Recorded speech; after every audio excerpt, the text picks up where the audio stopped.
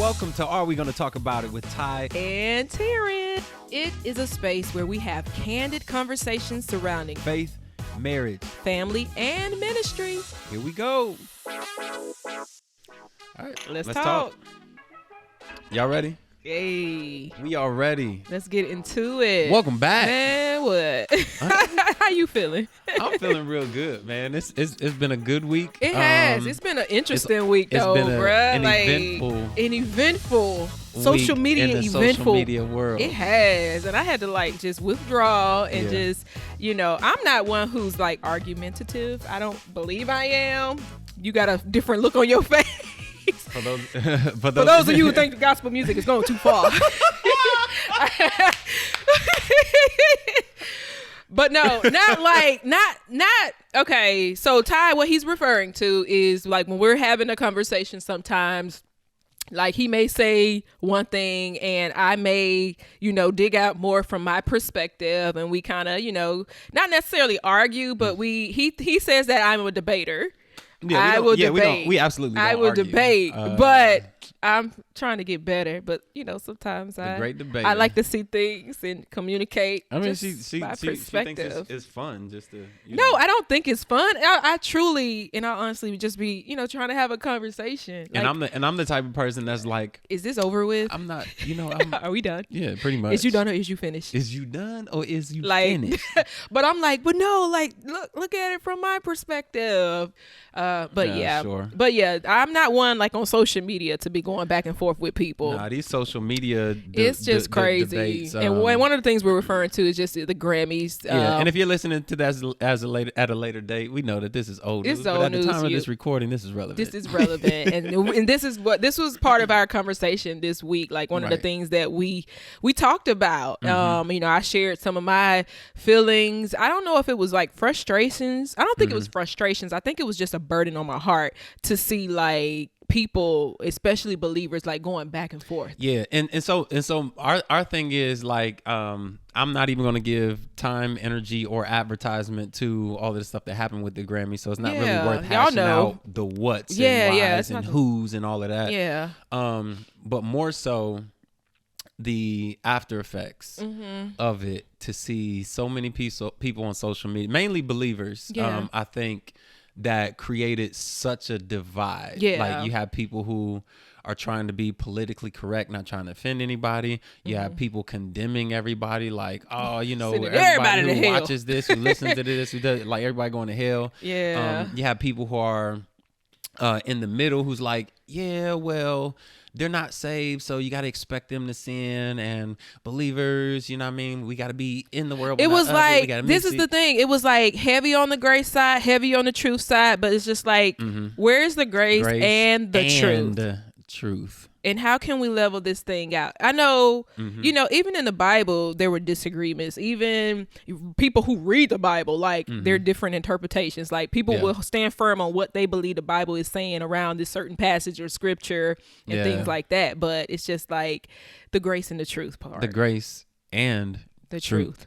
Right. And so just seeing different things on social media, I think it had me torn as well. It was a couple times where I wanted to post something, where I wanted to put something up and kind of make a statement. And people will pressure you sometimes. Nobody pressured me particularly for this particular situation. But you've experienced it before. Yeah, but people pressure you. You're a pastor, you're a leader, you have a platform, you have many followers. You got to say something to let people know. I ain't have peace about it. Yeah. I'm the people within my reach, or if somebody asks a question, somebody makes a comment, or even somebody says something that is just completely ridiculous or offensive to what I believe or to my faith, then yeah, absolutely. But I didn't have peace about saying anything, but it did bother me a little bit just seeing so many people speaking so recklessly. And I think one of the biggest reasons that I think it hits me when I see recklessness, or when I see super grace and no truth, or super truth and no grace, is that people now have a platform with social media where they feel like I can say whatever I want. I can give my opinion. Yeah. Even if my opinion has no truth. Yeah. Don't line up with the word of God. Has no grace. No and so you're basically just going off of what you feel, your experiences, what you think.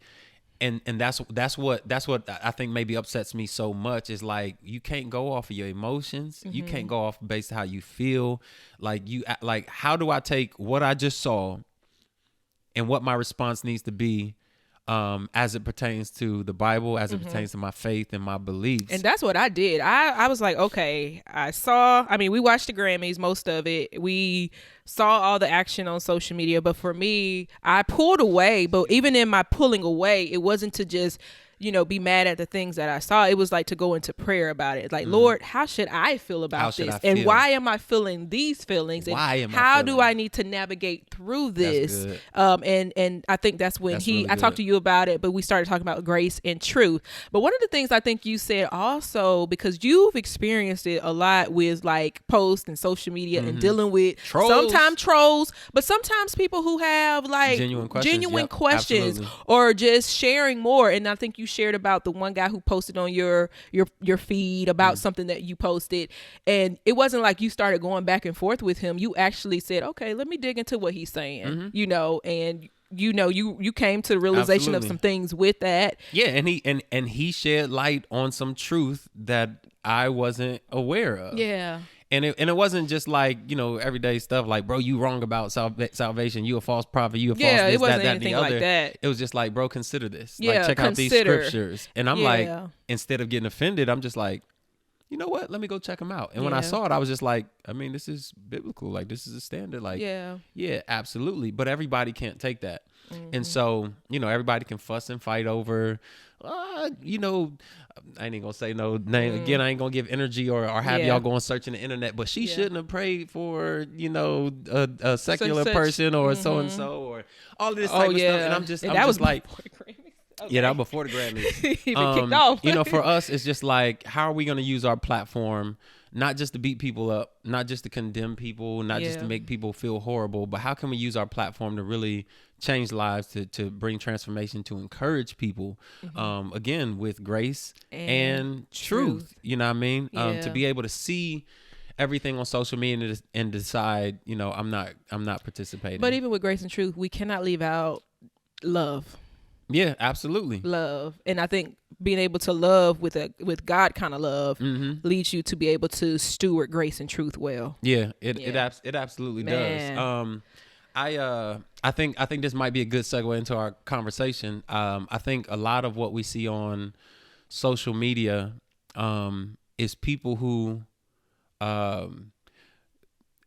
they are finding their identity, or they're getting lost in their identity because of what they're seeing played out on social media, right? That can go a bunch of different ways. That is from so true.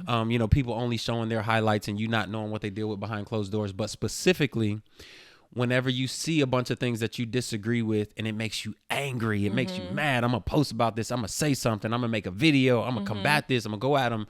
And it's like, are you losing yourself in trying to correct somebody else? Are you losing yourself in trying to prove that somebody else is wrong? But instead, like, okay, who am I? What's my identity? What was I created to do? What's my role in this? What should my response be? Like you said, what should my reaction be? God, how should I feel? Should I even say about something? This? Right.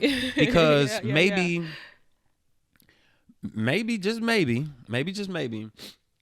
I'm not the person that God has called for me to go out there out in the streets and sound the alarm and rebuke people and reprove people who are standing in line at the club. Maybe I've been delivered from the club, so maybe I shouldn't be out there on the streets preaching to them. So like, am I compromising my identity, who God has made me to be? Maybe God has called me to a different area, but if I get my feelings and emotions, I guarantee you I'm gonna lash out at every situation, every video, every movie. I'm gonna say something about every single thing because I've lost myself in who I really am. But if I know where God has called me, I don't have to speak on everything. Ooh. I know my assignment.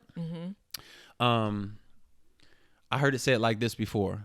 I think it might have been Apostle Leroy Thompson. I think he said it like this. He said that you can't fight every fight. He said something along the lines of, when somebody asks you to pray for them, you need to pray first to find out, is this a fight that I'm supposed to be fighting? That's good. Is this somebody I'm supposed to be interceding for? Is this a battle that I'm supposed to jump in? Because you might be fighting against God. by fighting for this person Wow. because God is trying to get their attention, or you might be fighting for somebody who doesn't even want to be free, Wow, guys. wasting your energy, right? That's good. So it's like if I know my identity, Wow. then let me stay in my lane. Wow. So if you haven't caught it by now, we're talking about identity today. Yeah. And that was just like Shoot. the appetizer for where we're going in Shoot. this conversation, which I think for me That was a heavy appetizer. that was one of the appetizers that was one of them ones that was the trio.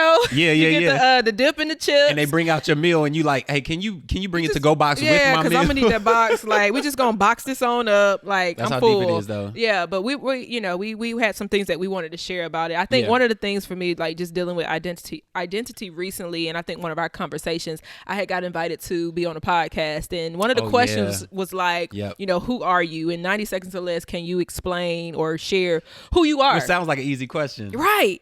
But as it I sat wasn't. there, initially I wrote out, okay, I'm Taryn, I am a wife, I'm a mother, I do this, da da da. Yeah. And I sat there for a minute, I'm like, but who am I?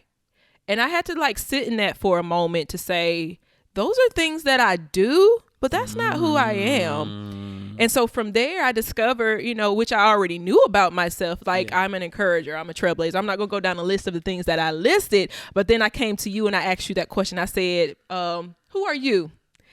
And I think it kind of... It did throw me up because, like, you Yeah. got to consider this.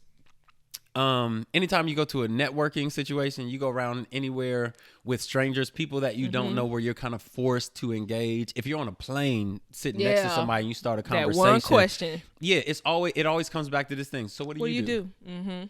What do you do? People very rarely say, "Who are you?" Yeah. Like what are the things that you enjoy doing? Like what's your purpose? What's your calling? What's your identity? Like, those are deep. They ask, "What do you do?" Yeah. Because people feel like I can sum you up by what you do. So if I tell you where I work, then I automatically assume, oh, you must be pretty important. Yeah. You make a lot of Yeah. money. I like, you work for NASA. Bro, I need to hang around you. But Yeah. if you just go around picking up trash, or if you're a mail delivery person, then yeah, all right, well, all right, let me talk to my other neighbor on this side on the plane and see what they do and see if I want to engage conversation. But that is not their identity. Yeah. You have no idea who you're talking Wow. to. Wow. You have no idea what that person is capable of, or the gifts that God put on the inside of them. Man. That's identity. Yeah, you got me with that question. Yeah. So then I think you came back and you were like, you know, you're right. And that's two words. That You're is- right. That is two words. I don't know if you said you're right. That I is just wanted to add that in there That's today. it. Yeah, I know. That is two words that is hard for me to say sometimes. No, but I say, no, it's not. You're very quick to Oh, glory to God. to be. Hallelujah. I appreciate you. But I think that's one of the things you started saying, like, you know what? Because if God forbid something happened to you, then I won't be a husband anymore. Or God forbid something happens to the kids, I won't be a parent. God forbid something happened to the church, I won't be a I won't be a pastor. pastor. And then you started digging deeper into who you are. And as we dug deeper and we pulled off the layers, what we discovered was, if it can be stripped away, yeah, it is not who you are. Wow. Wow. If it can be stripped, Say it let me again look for the right in the people in the camera for back. the people who are watching on video, so you can see my face. But if you're not, Yeah. if it can be stripped away, it is not who you are. It's not who you are. So, like, Yeah. I mean, but it's natural. It's Yeah. normal. You find your identity sometimes, well, you believe you find your identity in your spouse. That's why you need affirmation. I need you to encourage me. I need you to pour into me. I need you to love on me unconditionally, because your identity to a certain extent is tied up in your spouse. You know, your identity is tied up to your kids. People know me as Tyler's father. That's Tyler's dad. Tyler's dad. That's Yeah. Taylor's dad. Yeah, I walked yeah. into Taylor's class one time and she was like, "Are you Taylor's dad?" I was like, "Yeah." And then another little boy was like, "I know you. You're Taylor's dad." And that's your identity. Yeah. Right? Like, Yeah. that's who you are. So you're wrapped up in that. People come up to me all the time, at least in the church setting. Yeah, you know, you're Pastor Ty, or hey, Pastor. And that's how they address you. So that title becomes, or is translated to, your identity. But if all of those things are removed, Yeah. what am I left with? What am I left with? So how do you, I guess, suggest that we get to that piece of identity? Because I know, there are people who may be listening and watching, like they know who they are. Like they know I am this encourager or I'm encouraging, or I'm encourager. I'm, whatever it is. I know you listed one, you're a man of integrity, in which I wholeheartily agree. That definitely is who you are. But for a person who may be like struggling with that, like, who am I? Like, how do I even discover that? So I'll start by saying this. I don't have all the answers on identity, but I can share what I've discovered, and I know that you can share a lot in this as well. But so one of the first things, at least for me, one of the very first things that comes to mind when you were asking that question just now, what came to me was, I think the first thing is people need to not be afraid to peel back the layers, because I feel like some people are afraid to peel back the titles because I make so much money. If I don't got this job, who am I apart from this money? Who am I apart from this title? Who am I apart from this responsibility? Who am I apart from my kids? Who am I apart from my wife, from my husband? They're scared to strip all of that away because then they find out like, dang, I really don't like me. Yeah. Wow. Or I really don't know. I don't know me. Me. You know what I'm saying? So I think that's the first thing, to begin to start peeling back the layers. What can be stripped away? God forbid, but what can be stripped away? And then when you get down to everything being stripped away, you'll see yourself for who you are. Okay, apart from my wife, apart from my kids, apart from the ministry, apart from my job, apart from the money that I make, this is what would I still have? And for me personally, I can tell you wholeheartedly, if I had nothing, I would still be an encourager. I would still have a word in and out of season. I would still be a giver. Yeah. I don't got no money, but I give you this shirt off of my back. Yeah, that's good. I don't got no food to give you, but all I got is a water bottle. Hey, take this. I will give you my like I am a giver. Yeah. I'm a man of integrity. Yes, you are, baby. So if I had absolutely nothing, I would not be lying. Like I would, all right, bro, I'm just, I don't, look, bro, I don't even got nothing to lose. Like, so what you gonna take from me? how did you discover that about yourself? What was that process like for you to get to those points? So part of that I discovered in one of my deepest, darkest seasons of depression, where I wasn't married yet, didn't have kids yet, right? I didn't have any of those things yet, but I still felt like the things that I was depending on, whether it be job, whether it be money, whether it be relationships or friends, or how much I serve at church, or how much I do outside of the home, depending on those things, and then to have money stripped away, to be demoted, then to have a job be stripped away, being laid off, then having friends around you who maybe you thought was friends, then just like, bro, I thought what's happening? Hey, where's my gang? Where's my squad? Like having those things removed, and then feeling like, dang, like what do I have? And literally me crying out to God, like, God, you see me. All I have is my faithfulness. That's all I got to offer you. Wow. I don't got nothing else to give you. Like I'm broken right now. All I can give you is my consistency. And in that started to discover, well, this is who I am. I am faithful. I was faithful before I got married. You know what I'm saying? Yes, so it's not hard for me to be faithful now that I'm married, because that's who I was. It's not hard for me to tell the truth in marriage, because I was a man of integrity before I got married.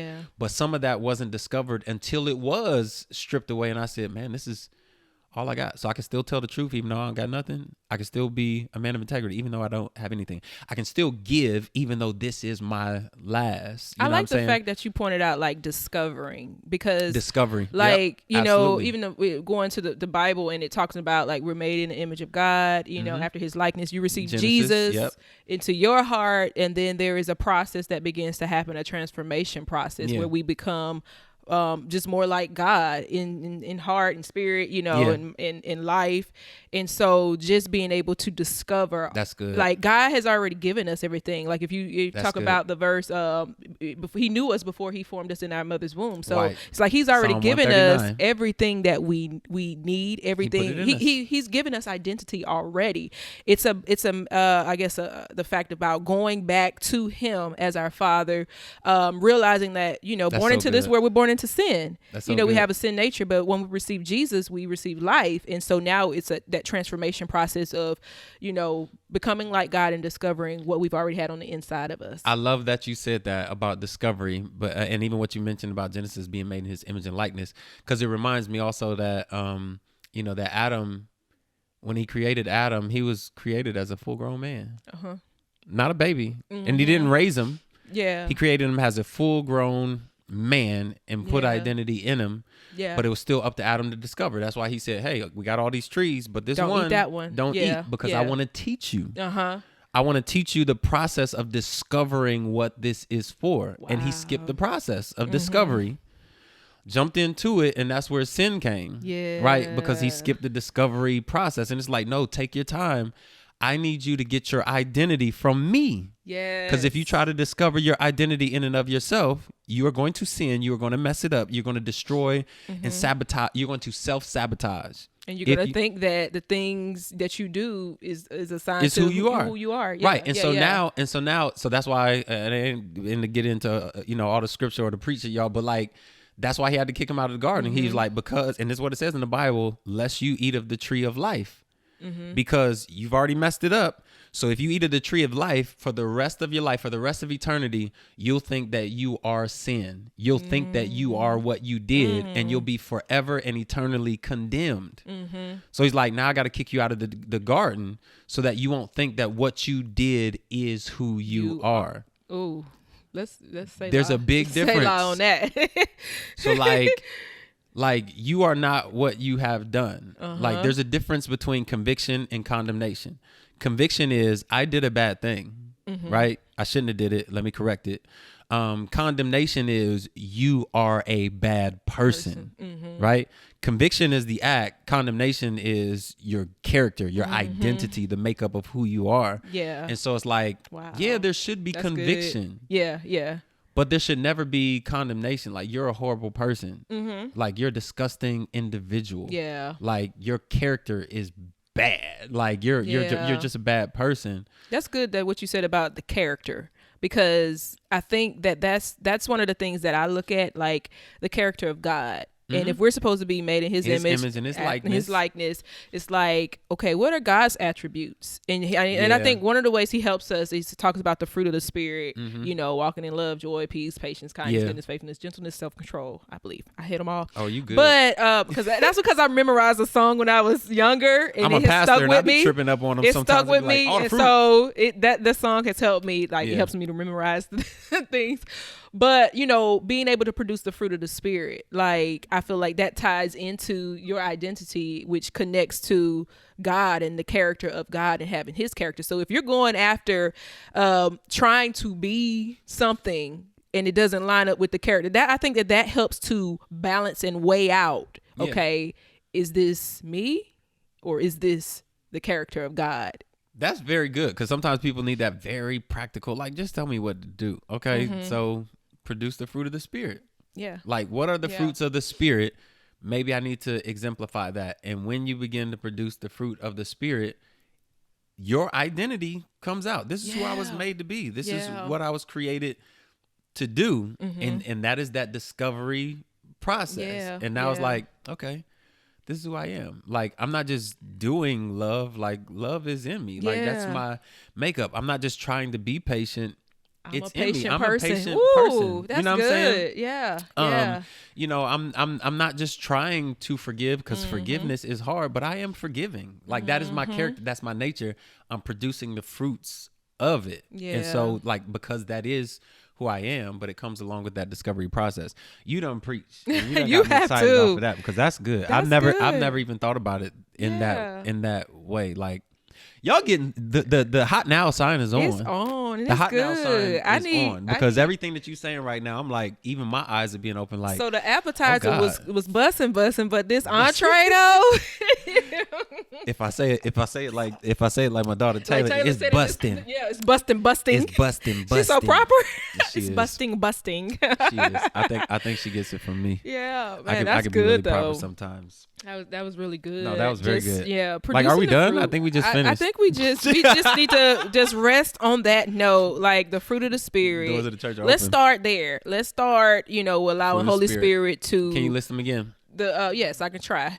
You want me to sing it? You want me to Yeah, sing it in sing my it. song? Sing it. So I made this song up. My mom had like this little glass thing, like a little something decoration Yeah. around the house, and it had all of the fruit of the spirit on there. Fruit So of the Spirit. one day I was just in the kitchen doing something, and I started like looking at the words, and I made a song up. I taught it Let's to hear Taylor, it. and she knows it too. Here we go. Don't make me laugh. Love, joy, peace, patience, kindness, goodness, faithfulness, gentleness, and self-control. All of those. Bam. All the fruits. All the fruit. That's your homework. Let's like, start there. Start producing the fruits of the Spirit. That's how you find your identity, like the stuff that God put in you all along. I'm trying my best to end, but like even as you mentioned in Psalms 139, it's just like He wrote out all of our days before we lived one. We were fearfully, wonderfully made. We were woven, created in our mother's womb, right?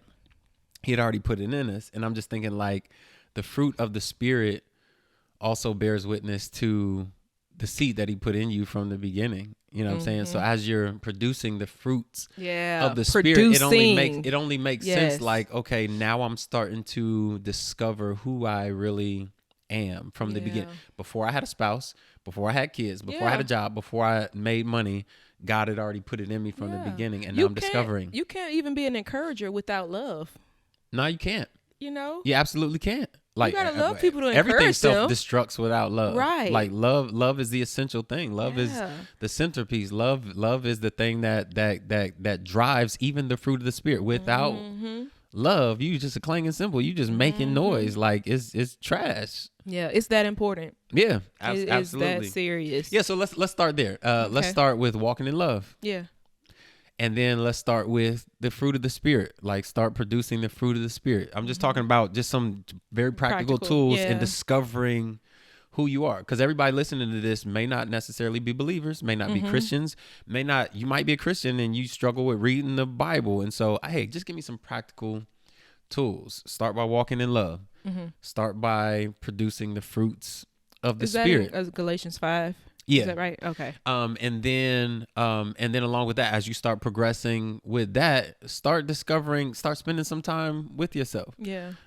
If you didn't listen to episode 2, go back and listen to episode 2. Definitely. Where we talk Check it about out. where we talk about Rest. rhythms of rest and taking that time for yourself. Yeah. Right. And that'll help you discover yourself as well. I think this is good. That was so good. This is good. Well, guys, I hope that you all enjoyed today's podcast As much as we did. Yeah, I it was definitely fulfilling. Yeah. And so just being mindful of just identity and just being able to, like he say, start somewhere. Start with the fruit of the Spirit. Start with love and just allowing God to begin to reveal those things to you so that you can discover who you are in this world. Yeah, definitely. So, I think you said it good enough.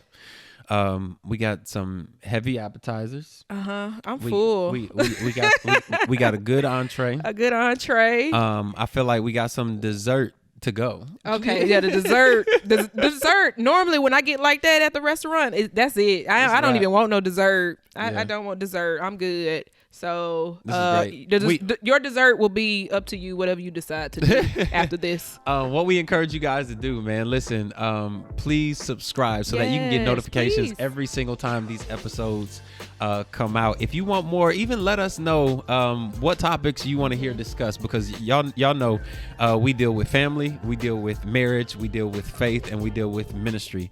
All of these categories, and that's life. That's how we live. That's please let us know if there's any topics that you would like for us to cover. We got a bunch of them already. Oh yeah, we got a lot of but let us know. Also, in the comments, or even DM us and let us know, what you got from this. If any of this registers with you, or even if you got some practical tips that has helped you discover your identity and your purpose, please let us know, because we're always welcome. We're always open. Yeah, y'all even might to teach hear us some things. Absolutely. We open. Yeah. We're yeah. open to it. So make sure you share it with somebody as well. All right. If there's anybody you know who could benefit from this. And we're going to see y'all in the next episode. All right. Y'all be blessed until then. Stay tuned. Bye. Oh, I'm sorry. There you go, clanging real loud again. I did that? Yes, that was you. You about to break sorry. this is my favorite glass too. Slurping and everything. That's a wrap.